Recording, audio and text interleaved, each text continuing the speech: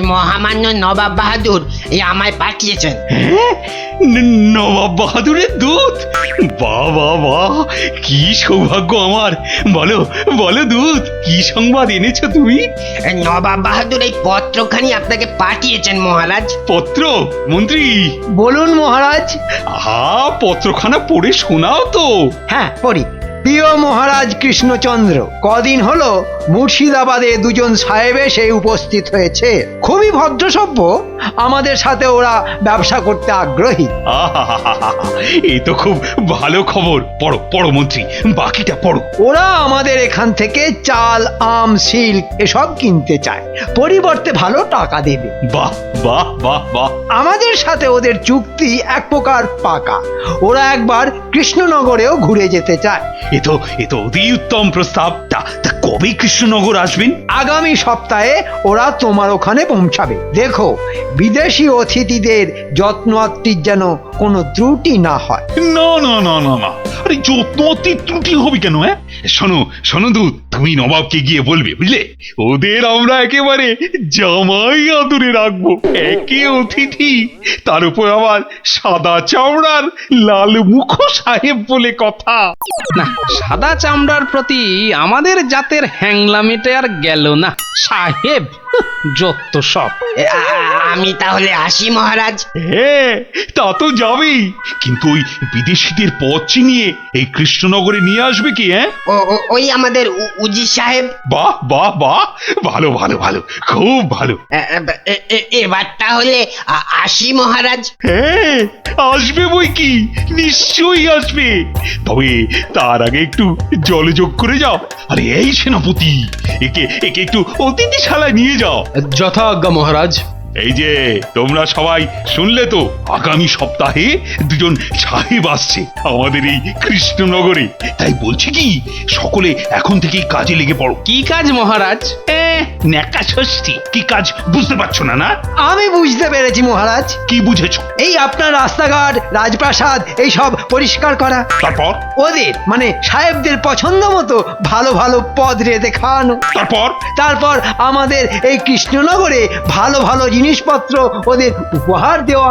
বাহ বাহ বাহ বাহ বাহ বাহ, চমৎকার বুঝেছো, চমৎকার। এই না হলে আমার মন্ত্রী গোপালের ঘটে যা ঢোকেনি, তোমার মাথায় কি সহজে তা পুট করে ঢুকে গেল। দেখো গোপাল, দেখো, দেখে শেখো। সে না হয় শিখবো, কিন্তু কিন্তু আপ্যায়নের যে ফিরিস্তি শুনলাম, তাতে তো মনে হচ্ছে শুধু জামাই আদর নয়। তাহলে আবার কি আদর? জামাইয়ের পিতৃদেব, মানে ওই বেয়াই খাতি। তা তুমি ওই বেয়ান বেয়াই যাই বলো না কেন, সাহেব অতিথি বলে কথা, সামান্য এইটুকু খাতির যত্ন তো করতেই হবে, বলো। তা করুন, ক্ষতি নেই, তবে ওই বাড়াবাড়িটা না করলেই মনে হয় মঙ্গল। গোপালের কথা ছাড়ুন তো মহারাজ, সবটাতেই ও ড্যাগরা দেওয়া স্বভাব। নিজে তো একবারে কিছু করবে না, উপরন্ত পেছন থেকে শুধু খুঁত ধরবে। এটা তুমি কিন্তু একেবারে হক কথা বলেছো। গোপাল দিনকে দিন কেমন বেরসিক হয়ে যাচ্ছে কি আর সাধে? আপনার নবাব বাহাদুরের ইদানিং বড় বেশি সাহেব প্রীতি আমার বিশেষ পছন্দ হচ্ছে না। কেন কেন? ওই ঘরের ঠাকুর ছেড়ে বিদেশের ঠাকুর পুজো করা আমার ভালো লাগে না। দেখো গোপাল, তোমার ভালো লাগা না লাগার ওপর তো ভরসা করে আর মহারাজের রাজকার্য চলবে না। সে তো বটেই, সে তো বটেই। তুমি ভাঁড়, তাই এসব রাজনীতির ব্যাপারে নাক না গলিয়ে বরং ভাঁড়ের মতোই থাকবে। ঠিক আছে, তাই হবে। আপনারা সাহেব নিয়ে যত খুশি নৃত্য করুন, আমি না হয় সেই নাচের তালে তালে ঢোল বাজাবো। দেখলেন দেখলেন মহারাজ, গোপালের সাহসটা দেখলেন? হ্যাঁ দেখলেন, রাজসভা থেকে চলে যাবার আগে আপনার অনুমতিটা পর্যন্ত নিল না। হ্যাঁ, ছেড়ে দাও ছেড়ে দাও, ওর কথা ছেড়ে দাও, যেতে দাও তো ওকে। আরে সাহেবদের কদর ও উজবুকটা কি বুঝবে? মহারাজ বলছিলাম কি, এই সব করতে গেলে তো বেশ কিছু টাকা লাগবে। এই টাকার জন্য ভেবো না, যতটা দরকার পড়বে রাজকোষ থেকেই নিয়ে নেবে।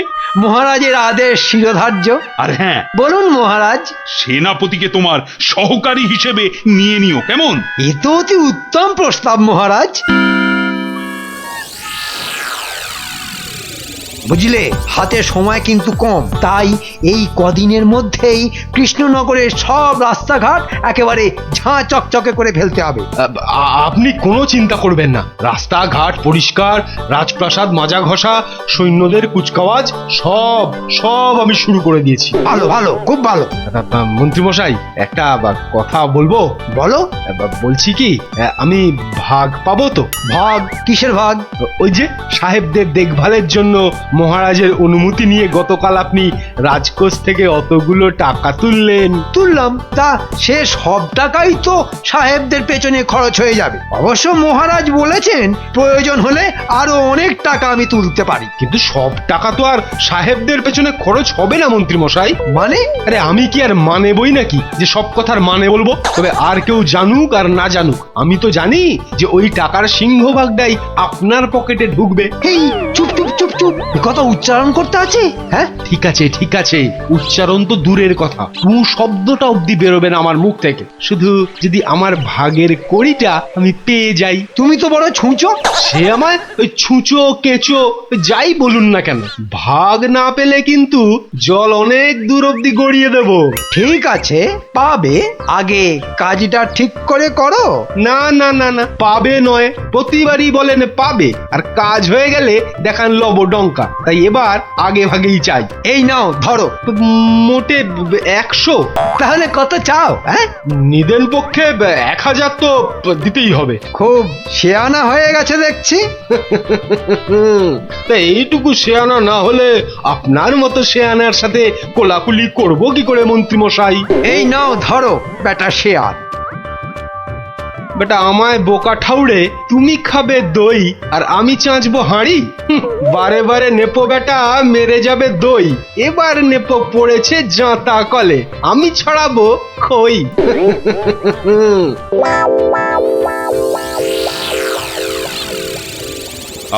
শোনো গোপাল, মানে যার জন্য তোমাকে ডেকে পাঠিয়েছি, বলুন, আমি তো শুনতেই এসেছি। সেদিন তো তুমি রাগ দেখিয়ে রাজসভা থেকে চলেই গেলে। অন্য কেউ হলে আমি তাকে কঠোর থেকে কঠোরতম শাস্তি দিতাম, কিন্তু ওই তুমি বলেই পার পেয়ে গেলে। হ্যাঁ, তো আমি বলি কি, মাথা গরম না করে সাহেবরা এলে একটু ওই সাথে সাথে থেকো, কেমন? তোমার ওই হাসি মস্করা নিয়ে ওদের একটু ওই মাতিয়ে রেখো। ঠিক আছে মহারাজ, তাই হবে।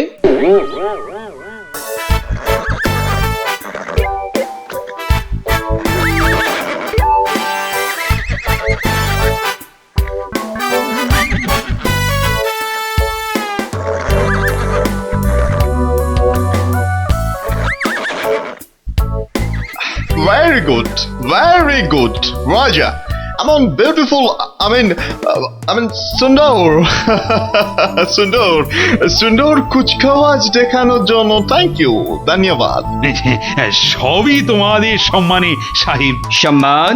What do you mean by সম্মান? সম্মান মিন অনার সাহেব। অনার, তোমাদের অনার।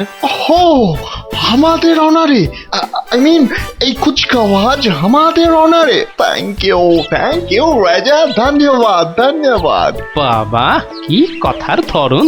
সব কথার মধ্যে থ্যাংক ইউ আর ধন্যবাদের ছড়াছড়ি। কি বিনয়, যেন বিনয়ের বৃন্দাবন সব। চলো সাহেব, চলো এবার ভেতরে চলো। তোমাদের সম্মানে এক ভোজ সভার আয়োজন করা হয়েছে। ভোজ সভা? এই কথাটার মিনিং আমরা জানি। ভোজ সভা মিন পার্টি। নবাব বাহাদুর মুর্শিদাবাদে আমাদের অনারে ভোজ সভা দিয়েছিলেন। থ্যাংক ইউ, ধন্যবাদ।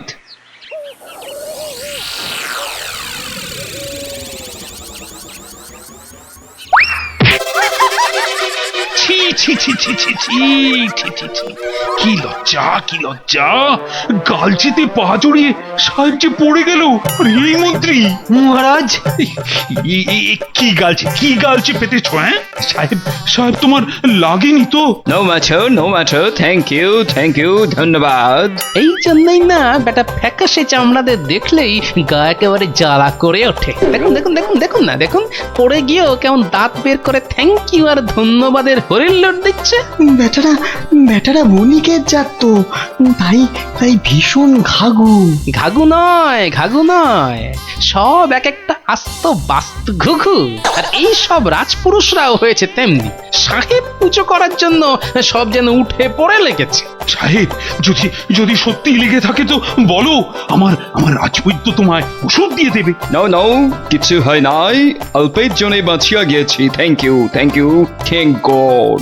আচ্ছা বিজ্ঞানী, শুনেছি সাহেবরা তো ভগবানকে গড বলে, তার মানে ওরা ভগবানকেও ধন্যবাদ দেয়? আশ্চর্য।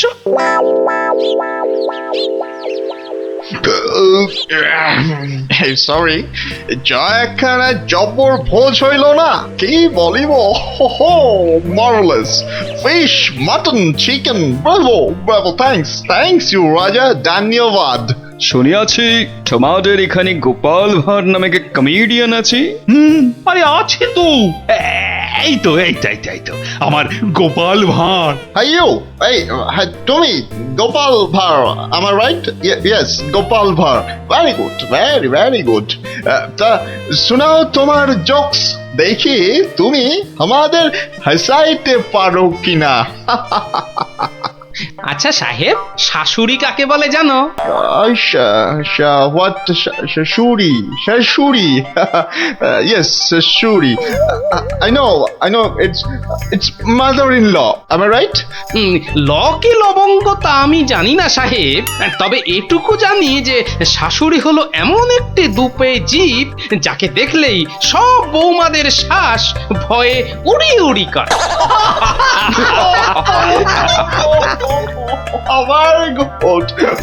Very good, Gopal, very good. Well said, very good, very well said.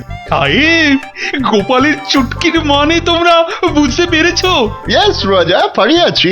তার মানে বাংলা ভাষাটা বেশ ভালোভাবেই রপ্ত করে নিয়েছো, বলো? সার্টেনলি, আমরা এই দেশে বসা করিতে আসিয়াছি, তাই এখানকার ভাষা তো আমাদের শিখতেই হবে রেজা। তা তো শিখতেই হবে সাহেব, শিখতেই হবে। প্রথমে ভাষা শিখবে, তারপর কোট প্যান্টুলুন ছেড়ে কাঁচা কোচা দিয়ে ধুতি পরতে শিখবে, তা না হলে এই সোনার বাংলার পিন্ডি চটকে খাবে কি করে? পিন্ডি চটকাইয়া খাইব? হোয়াট টু মিন বাই পিন্ডি চটকানো? ক্ষমা, এটা জানো না? আরে এটা খাবার জন্যই তো নিজেদের ঘর বাড়ি মাতৃভূমি ছেড়ে সেই 7 সমুদ্র 13 নদী পার হয়ে ব্যবসার ছলে দেশে এসেছ। What do want to say? যা বলতে চাইছি তা বুঝতে পারছো না? এতটা কাঁচা কিংবা বোকা তো নও তোমরা সাহেব, তোমরা তো খুব ধূর্তজাত বলে শুনেছি। Gopal, you are crossing your limit. তুমি কিন্তু তোমার সীমা ছড়াইয়া যাইতেছ।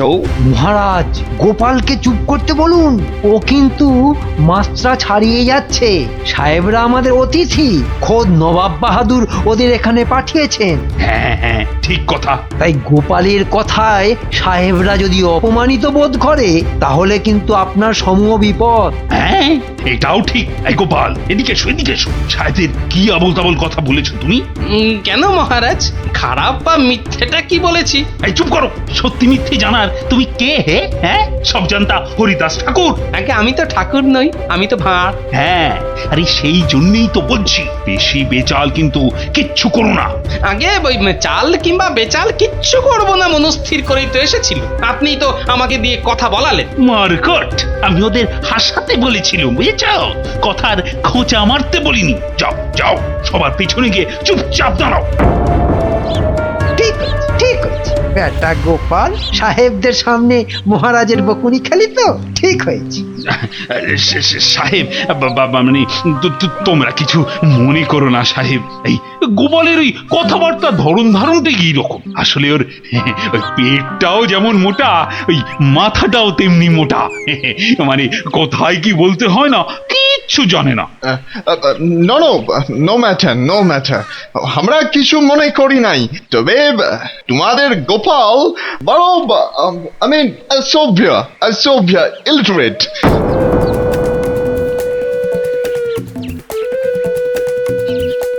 দেখলেন তো মহারাজ, হ্যাঁ, গোপালের ব্যবহারে সাহেবরা পর্যন্ত ওকে অসভ্য বলছে। তাই তো দেখছি। মুখে যতই বলুক না কেন, মনে মনে ওরা কিন্তু খুব অসন্তুষ্ট হয়েছে বলেই মনে হচ্ছে, তাই না? তা তো হয়েইছে। মন্ত্রী, একটা কিছু করে ওই সাহেবদের সন্তুষ্ট করার চেষ্টা করো। আপনি কিচ্ছু চিন্তা করবেন না মহারাজ, আমি যখন আছি তখন সাহেবদের ঠিক খুশি করে দেব। এই, পারবে তো?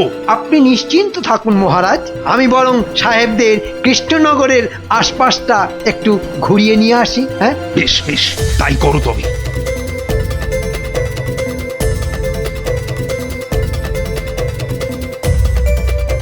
চলো সাহেব, তোমাদের একটু ঘুরিয়ে নিয়ে আসি। ওহো, গুড অফার, উত্তম প্রস্তাব।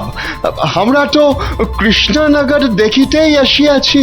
আসুন উজির সাহেব, আপনিও চলুন আমাদের সাথে।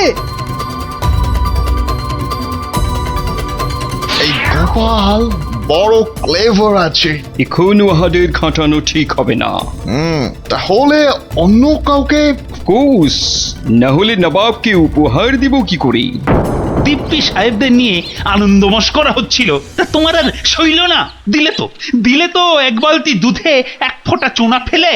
চোনা ফেললাম কি চানাচুর মিশালাম সেই বিচার না হয় পরে করবেন মহারাজ। তবে একটা কথা বলে রাখি, গোপাল ভাঁড় কিন্তু অবান্তর কিছু বলে না। হ্যাঁ, আই, এত বড় একটা অন্যায় করার পরও মুখে কথা আসছে তোমার? অপদার্থ, যাও যাও, দূর হয়ে যাও আমার সামনে থেকে। কাল থেকে তোমার মুখ যেন আর আমায় দেখতে না হয়। তাই হবে মহারাজ। তবে দৈবক্রমে যদি দেখা হয়ে যায় তখন না হয় ওই গামছা দিয়ে মুখ ঢেকে নেব। এই গোপাল ভাঁড়ের মুখ আর দেখতে হবে না আপনাকে, এই বলে দিল। আচ্ছা গোপাল, এত অপমান করছি তবুও সমানে কথা বলে চলেছ। আচ্ছা তোমার কি লজ্জা ঘেন্না বলে কিচ্ছু নেই? না মহারাজ, নেই। কারণ আমি যে ভাঁড়, কথায় আছে না, লজ্জা মান ভয় ভাঁড়েদের তিন থাকতে নয়। মহারাজ, ভাঁড়েরা অন্যদের হাসায় কিন্তু নিজের দুঃখে কখনো কাঁদে না। চললাম মহারাজ, তবে প্রয়োজন পড়লে ডাকবেন, দেখবেন ঠিক হাসি মুখে এসে দাঁড়াবো। তবে আরেকটা কথা, মানে? সাহেবরা বুঝে গেছে এটা শক্ত ঠাঁই, সুবিধে হবে না। কিন্তু আপনার মন্ত্রী বোধহয় গেল, পারলে সামলে রাখবেন।